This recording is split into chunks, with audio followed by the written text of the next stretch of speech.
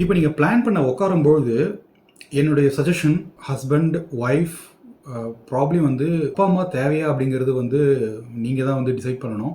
ஏன்னா அப்பா வந்து உங்களுடைய உங்களுடைய பைசாவை வந்து அவர் நம்பி இருக்காரு அப்படிங்கிற பட்சத்துக்கு வந்து இந்த ஃபினான்ஷியல் பிளானிங் டெசிஷன் எடுக்கும்போது வந்து அவங்களையும் வந்து உட்கார வச்சு எடுங்க.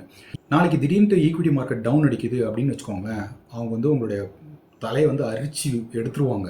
நான் ஆல்ரெடி சொன்னனே, முன்னாடியே சொன்னனே, ஏன் வந்து இந்த மாதிரி பண்ணுறேன் அந்த மாதிரி பண்ணுறேன் அப்படின்னு சொல்லிட்டு. உங்களோட ஒய்ஃப் வந்து ஓரளவு படிச்சிருக்காங்க, ஓரளவுக்கு வந்து அவங்களுக்கு கொஞ்சம் நாலேஜ் இருக்குது அப்படின்னு வச்சுக்கோங்களேன், கண்டிப்பாக புரிஞ்சுக்குவாங்க. உட்காந்துக்கிட்டு நீங்கள் என்ன பண்ணுறீங்கன்னா, இந்த மாதிரி ஒரு எக்ஸல் தான் போட்டு ஃபேன்சியாக எடுக்கணும் அப்படிங்கிற அவசியம் கிடையாது. எடுத்து ஒன்று ஒன்றா எழுதுங்க. என்கிட்ட என்பிஎஸ் இவ்வளவு இவ்வளவு இருக்குது, இபிஎஃப் இவ்வளவு இருக்குது, பேங்க் எஃப்டியில் இவ்வளவு இருக்குது, ஒய்ஃபோட பேங்க் எஃப்டியில் இவ்வளவு இருக்குது. அதுக்கப்புறம் நீங்கள் ஆல்ரெடி வந்து ஈக்விட்டி ஸ்டாக்ஸ் ஏதாவது வாங்கியிருக்கீங்கன்னா வந்து அதெல்லாம் வந்து இந்தந்த அசட் கிளாஸில் வச்சுருக்கேன், கோல்டு இவ்வளோ இருக்குது இப்படின்னு எடுத்துகிட்டு உங்களுடைய இப்போ எவ்வளோ கார்பஸ் இருக்குது அப்படிங்கிறத தெளிவாக டிஃபைன் பண்ணுங்கள். டிஃபைன் பண்ணிவிட்டு அதுக்கப்புறம் பாருங்கள் இந்த ப்ரொப்போர்ஷன் வந்து கரெக்டாக இருக்கா அப்படிங்கிறத பாருங்கள். இந்த மாதிரி நீங்கள் கிளியராக எழுதி பிளான் பண்ணல அப்படின்னா எல்லாமே வந்து காற்றுல சுற்றுற மாதிரியே தான் இருக்கும். மார்க்கெட்டோட டவுன் சைக்கிளில் வந்து ரொம்ப பயம் இருக்கும்.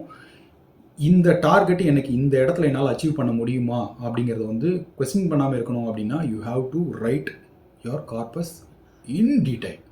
ரியல் எஸ்டேட்டை நீங்கள் தனியாக வச்சுக்கோங்க. ப்ராபப்ளி உங்களுக்கு வந்து இப்போ வந்து ஒரு 2 ரியல் எஸ்டேட் வந்து விற்கிறதுங்கிறது ஈஸி கிடையாதுங்க. ஒரு லேண்ட் எங்கேயாவது ஒரு இடத்துல தூரமாக வாங்கி போட்டிருப்போம், இதை போரூர்லாம் தாண்டி, இல்லைனா இந்த பக்கம் எங்கள் திண்டிவனம் பக்கத்தில் எங்கேயோ வாங்கி போட்டிருப்போம். ரியல் எஸ்டேட் ஒன்று இருக்கும், ப்ராப்ளி வந்து நம்ம அதை வந்து இப்போ விற்க வேண்டான்ற ஒரு தாட் ப்ராசஸ் இருக்கும். இப்போதைக்கு எழுதி வைங்க. பட் இதுதான் உங்களுடைய ஓவரால் கார்பஸ் அப்படின்னு மட்டும் வச்சுக்கோங்க, சரிங்களா? இது என்னுடைய கார்பஸ் கிடையாது, பட் ஜென்ரலாக வந்து ஒரு ஃபார் யுவர் அண்டர்ஸ்டாண்டிங். இதையும் நான் ஆட் பண்ணனா எனக்கு எவ்வளவு கிடைக்கும் அப்படிங்கிறத வச்சுக்கோங்க. ஆனால் ரியல் எஸ்டேட் எப்பயுமே வந்து சடன்லி வந்து அதுக்கு வந்து ஆப்பர்ச்சுனிட்டி காஸ்ட் அப்படிங்கிறது இருக்குது. ஆப்பர்ச்சுனிட்டி காஸ்ட்னா என்ன? இப்போ 20 வருஷத்துக்கு முன்னாடி என் பக்கத்து வீட்டுக்காரன் நான் 2 பேரும் வந்து பக்கத்தில் ஒரு லேண்ட் ஒன்று வந்தது. அது ஒரு 10 லட்ச ரூபாய்க்கு அவன் வாங்கினான். 10 லட்ச ரூபாய்க்கு வாங்கி இப்போ வந்து ஒரு 2 கோடி ரூபாய்க்கு போகுது. ஓகேவா?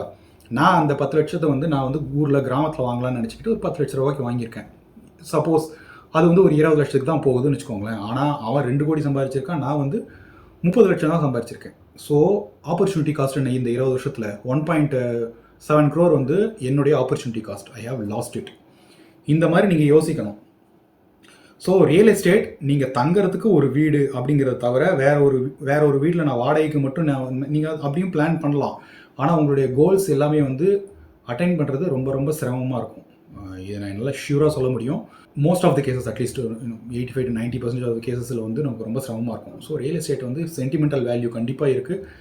இந்த ரியல் எஸ்டேட்டை விட்டுட்டு என்னுடைய கார்பஸில் வந்து என்னுடைய கோல்ஸ் அச்சீவ் பண்ண முடியுமா அப்படிங்கிறத வந்து நீங்கள் பிளான் பண்ணணும். ஆன் டாப் ஆஃப் இட் நீங்கள் வந்து லைஃப் இன்சூரன்ஸ், அதாவது டேர்ம் இன்சூரன்ஸ் வந்து எவ்வளோக்கு எடுக்கிறீங்க, ஹெல்த் இன்சூரன்ஸ் வந்து எவ்வளோக்கு இருக்குது. இன்கேஸ் வந்து இதில் ஏதோ ஒரு பிரச்சனை ஆகுது அப்படின்னா வந்து உங்களுடைய இன்சூரன்ஸ் உங்களுடைய ஃபேமிலியை காப்பாற்றும் அப்படின்ட்டு நீங்கள் இதை ஸ்ட்ரக்சர்டு வேயாக உட்காந்துட்டு நீங்கள் வந்து உங்கள் ஃபேமிலியோட நீங்கள் வந்து அவங்களுடைய ஒப்புதலோடு நீங்கள் பண்ணுறீங்க அப்படின்னு வச்சுக்கோங்களேன். இது வந்து ரொம்ப பெட்டராக இது நகரும். ஏன்னா ஹஸ்பண்ட் ஒய்ஃப் 2 பேரும் சம்பாதிக்கிறாங்க அப்படின்னு வச்சுக்கோங்களேன், நீங்கள் கிளியராக பிளான் பண்ணிக்கலாம். ஒய்ஃபோட இதை வந்து நான் வந்து டே டு டே எக்ஸ்பென்ஸ்க்கு நான் யூஸ் பண்ணிக்க போகிறேன், என்னோடதை வந்து நான் சேவ் பண்ண போகிறேன். ஆர் 2 பேருடைய பேர்லேயும் வந்து நம்ம பாதியாக எடுத்துகிட்டு போகலாம். பட் நான் ஜென்ரலாக என்ன சொல்லுவேன்னா வந்து ஒய்ஃபோட பேர்லேயும் நீங்கள் தாராளமாக இன்வெஸ்ட் பண்ணுங்கள். அவங்க சம்பாதிக்கிறாங்க அப்படின்னு சொன்னால் வந்து எல்லாத்தையும் ஒருத்தரோட பேரில் வந்து நீங்கள் போடாதீங்க. ஏன்னா ஒரு சின்னதாக வந்து ஒரு கான்ஃபிடன்ஸ் கொடுக்கும். எஸ்பெஷலி வந்து இஃப் தே ஆர் ஒர்க்கிங் அப்படின்னு சொன்னால் வந்து எல்லாத்தையும் ஒரே இடத்துல தூக்கிட்டு வந்து வைக்காதீங்க. You get all the pain. இப்போ மார்க்கெட் ஒரு வருஷத்தில் திடீர்னு 35% பயங்கரமான ரிட்டர்ன்ஸ் கிடச்சிருக்குன்னு வச்சுக்கோங்களேன். You can plan. இங்கே பாருங்கள், இந்த வருஷம் வந்து எனக்கு ஒரு 2 lakhs எனக்கு கெயின்லேயே எனக்கு கிடச்சிருக்கு, அதனால் லெட்ஸ் ஸ்பெண்ட் ஒரு 40,000 வந்து நான் அதுலேருந்து ஸ்பெண்ட் பண்ண போகிறேன் அப்படின்னு வச்சுக்கோங்களேன். Every one will be very happy. So இந்த வருஷம் எனக்கு சேர்த்து கொடுத்துச்சுன்னா அடுத்த 2 வருஷத்துக்கு வந்து ஒரு சின்னதாக நெகட்டிவ்ல இருந்தது அப்படின்னா கூட வந்து பையனை ரொம்ப கேட்கக்கூடாது அப்படின்னு சொல்லிட்டு ஒரு கான்ஃபிடன்ஸ் வந்து உங்கள் மேலே கொடுப்பாங்க. ஸோ நீங்களே சொல்லலாம், இந்த பாருங்க எமர்ஜென்சி ஃபண்ட் வந்து நான் வந்து ஒரு மூணு இதில் வச்சுருக்கேன், எப்படி இப்படி உடச்சி வச்சுருக்கேன், லிக்விட் ஃபண்ட் உடச்சி வச்சுருக்கேன். ஏதோ ஒரு திடீர்னு ஒரு தேவை எனக்கு வருதுன்னா ஒரு 50,000மோ 1,00,000மோ நான் வந்து இதுலேருந்து என்னால் எடுக்க முடியும். ஸோ அப்பார்ட் ஃப்ரம் தட் என்கிட்ட இன்சூரன்ஸும் இருக்குது. இது என்கிட்ட எதுவுமே கிடையாது அப்படின்னா முதல்ல எமர்ஜென்சி ஃபண்டை ரெடி பண்ணுங்கள். அடுத்த 8 மாதத்துக்கு உங்களுடைய தேவைகள் வந்து 50,000னா 50,000 இன்ட்டு வாட் எவர் 8 நீங்கள் அதை பிளான் பண்ணி உள்ளார சேர்த்துட்டு தென் கோ ஃபார் எவ்ரிதிங் எல்ஸ். என்கிட்ட எமர்ஜென்சி ஃபண்டே இல்லை, நான் வந்து ஈக்விட்டிலேயே போகிறேன் அப்படின்னு வச்சுக்கோங்களேன். நீங்கள் ஒரு ஃபேமிலி ரன் பண்ணுறீங்கன்னா வந்து it's extremely risky, don't do it. சரி, நம்ம வந்து இந்த பிளான்ஸ் எல்லாமே நான் எழுதிட்டோம் சரிங்களா. இப்படி பண்ணும்போது நீங்கள் எல்லா மியூச்சுவல் ஃபண்டுக்கும் அதோட கோலை டேக் பண்ணுங்கள் சரிங்களா. இப்போ வந்து ஒரு லிக்விட் ஃபண்ட் வச்சுக்கோங்களேன். நான் ஒரு லிக்விட் ஃபண்ட் எடுக்கிறேன், ஐஃபோன் நான் வந்து அடுத்த வருஷம் வாங்க போகிறேன் அப்படின்னா என்னோட லிக்விட் ஃபண்ட் 1 இது வந்து ஐஃபோனோட டேக் ஆகுது. அடுத்தது இன்னொரு ஒரு liquid fund R what ever ஒரு ஆர்டி ஒன்று போடுறேன்னு வச்சுக்கோங்களேன், தனியாக ஒரு ஆர்டி போடுறேன், அதை வந்து நான் காரோட டேக் பண்ணிக்குவேன். இல்லை இப்போ வந்து ஒரு 4 வருஷம் கழிச்சு நான் வாங்க போகிறேன், பட் வந்து நான் ரிஸ்க் எடுக்க தயார் அப்படின்னும்போது நீங்கள் தாராளமாக போடலாம். இதெல்லாம் வந்து ஒரு ஃபேன்சி ஸ்டெப்ஸ். ஒரு வருஷம் நான் தள்ளி இதை வாங்குறேன் அப்படின்னு சொன்னால் வந்து ஒன்றும் தலைமுழிகிற போகிறது கிடையாது. அப்படின்னும்போது நான் வந்து ஒரு ஈக்விட்டி ஃபண்டில் போடுறேன், ஒரு ஃப்ளெக்ஸி கேப் ஃபண்டு சரிங்களா. ஃப்ளெக்ஸி கேப் ஃபண்டு 1 இது வந்து காரோட நான் டேக் பண்ணுறேன். அப்படின்னும்போது உங்களுக்கு அந்த அந்த அந்த கோல் வந்து ஒரு 6 lakh எந்த இடத்துல கோல் உங்களுக்கு அச்சீவ் ஆகுதோ அந்த இடத்துல நீங்கள் வந்து வித்துட்டு நீங்கள் பண்ணிக்க வேண்டியதுதான். ப்ரொவைடட் நீங்கள் இதை பார்த்துக்கோங்க, கிட்ஸ் எஜுகேஷன் எல்லாமே வந்து கரெக்டாக வருதாங்கிறத பார்த்துக்கோங்க. ஸோ இதில் வந்து நான் ஒரு 2 ஃப்ளெக்ஸி கேப் ஃபண்டு போட போகிறேன் அப்படின்னு வச்சுக்கோங்களேன். Flexi gap 1 and flexi cap fund 2 இது ரெண்டும் நான் கிட்ஸ் எஜுகேஷனோட டேக் பண்ணுறேன். ப்ராப்ளி ஒரு ரிட்டையர்மெண்ட்டு சரிங்களா. ரிட்டையர்மெண்ட்டுக்கு நான் வந்து ஒரு 3 ஃபண்டு வைக்கிறேன்னு வச்சுக்கோங்களேன். ப்ராப்ளி ஒரு ஸ்மால் கேப் ஒன்று வைக்க போகிறேன், அதுக்கப்புறம் வந்து ஒரு ஃப்ளெக்ஸி கேப் ஒன்று வைக்க போகிறேன். அதோட என்னோட இபிஎஃப், என்பிஎஸ் இதெல்லாம் வந்து என்னோட ரிட்டையர்மெண்ட்டோட டேக் ஆகும். என்பிஎஸ் வந்து தனியாக நான் ஒரு வீடியோ போடுறேன். நான் ஜென்ரலாக என்பிஎஸ் நான் ரொம்ப பெரிய இன்வெஸ்டர் கிடையாது. ஏன் அப்படின்னா 60 வயசு வரைக்கும் அதை வந்து போட்டு லாக் பண்ணி விட்டுறாங்கன்னும் போது என்பிஎஸ் எனக்கு ரொம்ப ஒரு பெரிய சூப்பரான டூலாக வந்து எனக்கு தோணல. இது என்னோட பர்சனல் சாய்ஸ்.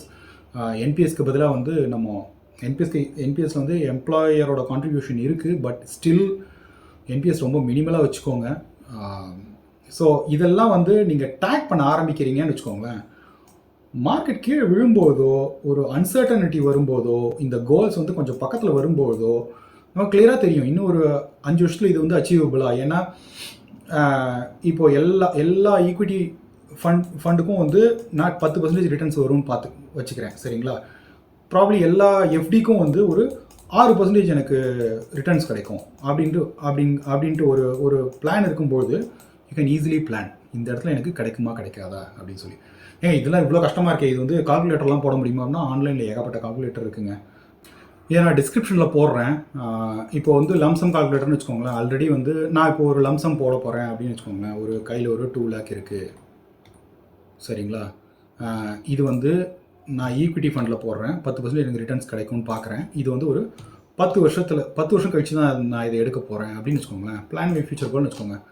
இது எனக்கு இப்போது 5 லட்சம் வரைக்கும் எனக்கு வருது. ஸோ இது என்னோட கோல் 1க்கு இது டேக் ஆகுது, இல்லைனா வந்து கோல் 2க்கு டேக் ஆகுதுன்னு சொல்லிட்டு நீங்கள் டேக் பண்ணிக்கோங்க சரிங்களா. இப்போ வந்து ஃபியூச்சர் வேல்யூ பார்த்துக்கோங்க. இதில் வந்து ஒரு சின்னதாக ஒரு எக்ஸலில் போட்டுக்கோங்க.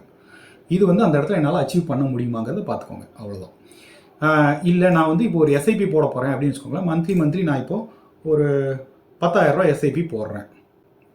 ஸோ இதோட ரிட்டர்ன்ஸ் எனக்கு 10% எனக்கு கிடைக்கிது. இது வந்து ஒரு 7 வருஷம் கழித்து என்னுடைய குழந்தையோட படிப்புக்கு அப்படின்னு வச்சுக்கோங்க. இது எனக்கு 12 லட்சம் தான் எனக்கு கிடைக்கும் சரிங்களா. ஸோ இதை நான் ஜாஸ்தி பண்ணணுமா கம்மி பண்ணணுமா? ஜாஸ்தி பண்ணணும் அப்படிங்கிற பட்சத்துக்கு நம்ம என்ன பண்ணோம், வருஷம் 10,000லேருந்து ஒரு 10% உங்களுடைய சேலரி எவ்வளோ இன்க்ரீஸ் ஆகுதோ அதுக்கேற்ற மாதிரி இதை ப்ரொபோர்ஷனாக கொஞ்சம் கொஞ்சமாக ஏற்றிக்கிட்டே போகிறீங்கன்னா உங்களுக்கு அந்த கோலுக்கு பக்கத்தில் போய் நிற்கும். So that you can shoot the goal sharply.